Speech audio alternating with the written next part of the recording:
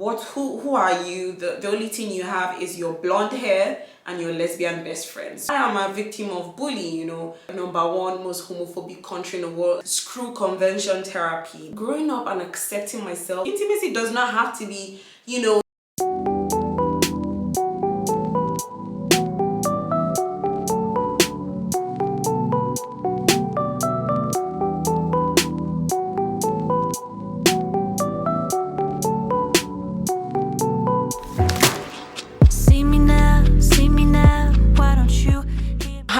Pweetie gang, what's up everybody? Wait, I just wanted to come closer so you all see my makeup because it's giving love. Subscribe now. All right, enough of vanity. Let's start this video, okay? Hi Pweetie gang, hi everybody, how you doing? It's the winter, so we're cozy here.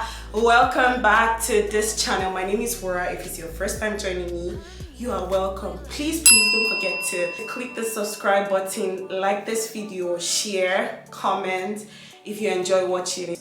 Also, if you really like my content, if you're a returning subscriber or you just stumbled upon this video for the first time and you genuinely enjoy watching this video, please remember to turn on the notification bell so you get notified whenever I drop a video. We're on the road to 2K subscribers, so I really appreciate it if you can, you know, help me because my content is good. I put in the work, I put in the effort, so please do that. Yeah. Today we have the tea here and I have my panda baby to, you know, comfort me. What's the message on the tea? Just in case you're watching this is for you. So listen, trust is the question, love is the solution. So just in case you're here and you're waiting for a sign, I just read you your sign, so go with it. All right, let's get comfortable. Today we're going to be talking about internalized homophobia. My queer folks, you already know that this is something we struggle with. Whether you're queer or not, I would like you to listen attentively, okay? Homophobia is not just something we struggle with outside the society.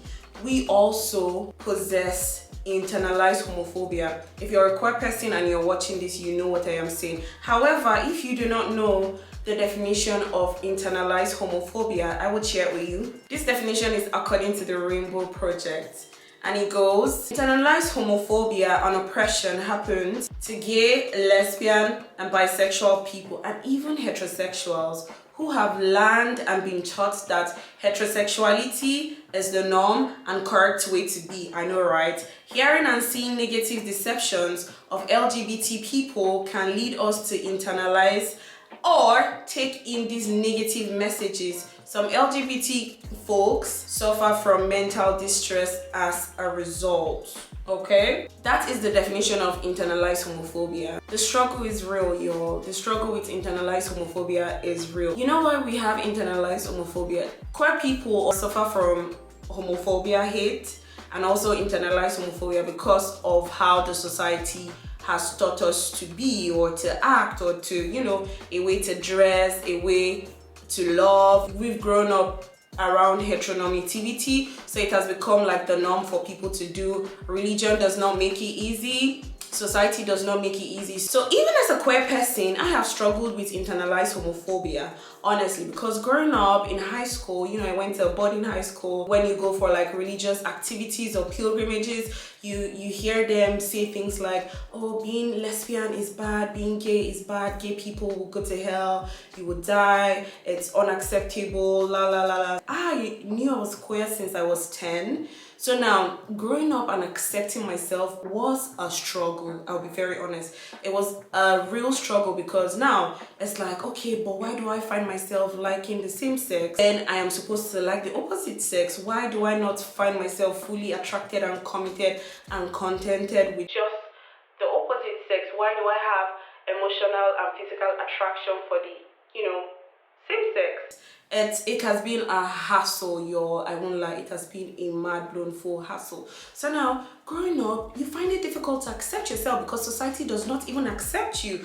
You're an abomination to the entire world, literally, I would say. They think you're disgusting because the world thinks you're disgusting. So now it takes a whole lot of work as a queer person to even accept yourself. Internalized homophobia affects you as an individual, and you start to hate yourself. You start to have like love dysphoria. I think I just coined up a word or something. Love dysphoria, or you know, hating yourself, thinking you're a sin, you're filthy. Because I did think I was a sin for the longest time. It took me a whole while to accept myself and come to terms and agree that this is who I am, and there's nothing absolutely wrong with how I choose to love, because how I choose to love doesn't literally hurt nobody. So what's the big deal?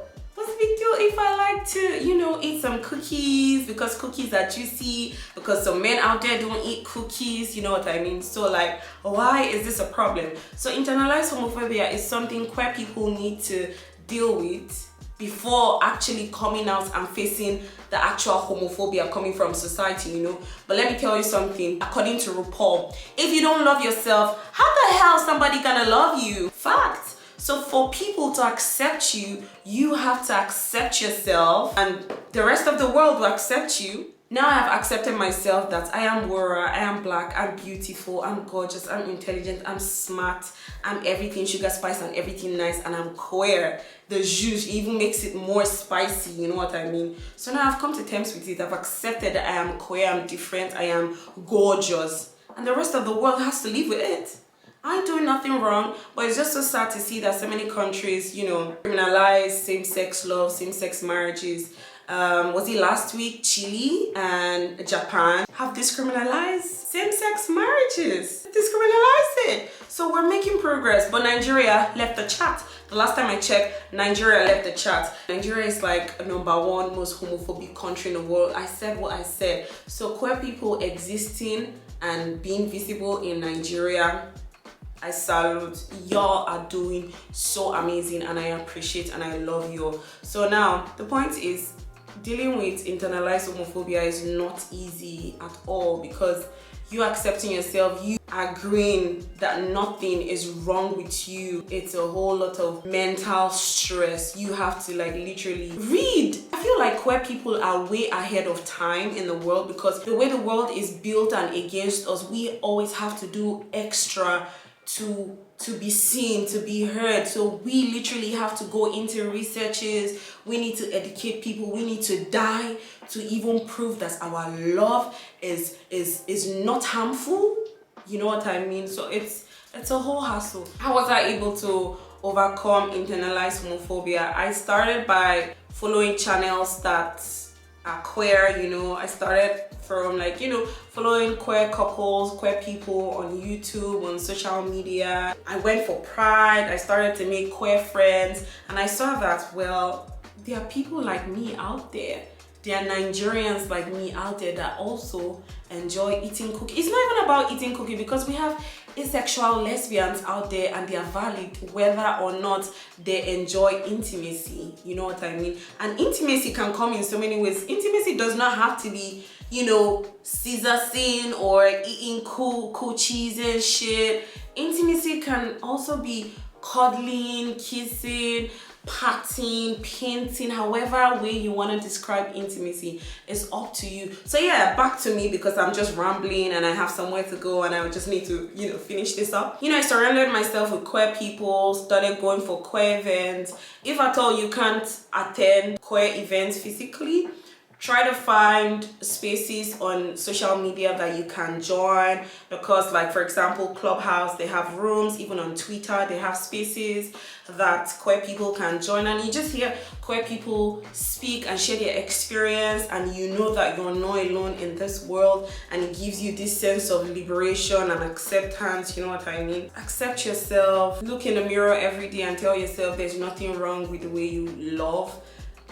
You are okay, you are divine. God made you the way you are, and screw convention therapy. That has mentally made people unstable. That has caused a lot of damages, to be honest, because struggling with internalized homophobia is not easy. Some people even take their lives. If you're queer and you're visible, oh my god, I admire you, especially in countries that same-sex is still you know, illegal. So you're doing amazing, and I just came here to share the struggles of queer people. I joined my high school. They have this group chat. My best friend went to the group chat to call out people that bullied her, because there's this case going on about bullying in Nigeria, and it has really affected so many people. I am a victim of bullying, you know. I was bullied as a child. I was bullied in high school a lot. I really did appreciate that my best friend went to address her bullies. Like, I hope you're better people. I don't know the trauma you went through. I don't know how you were raised.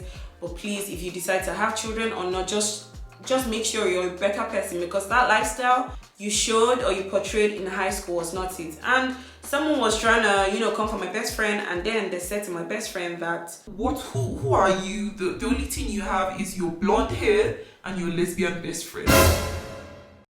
So literally, people use the word lesbian as a slur. Like, this is why I'm struggling to even like the word a lesbian, because people make it seem like, oh my god, it's the worst thing ever, it's a slur. People try to use lesbian to make you feel bad, but the thing is, I know I'm lesbian and I accept myself, but I'm just trying to get to the level where the name doesn't even bother me. Because you know, in Nigeria, the way they say it's like, oh my god, you are practicing lesbianism. Is lesbianism a cult? Practicing lesbianism. But anyways, that's what people do. So I went to join the group chat to try to drag people to, because I ain't gonna let nobody bully my best friend again, never. So I went to drag people to, and someone said, yeah, I'm acting lesbian because it's cool. It seemed to be cool on the internet.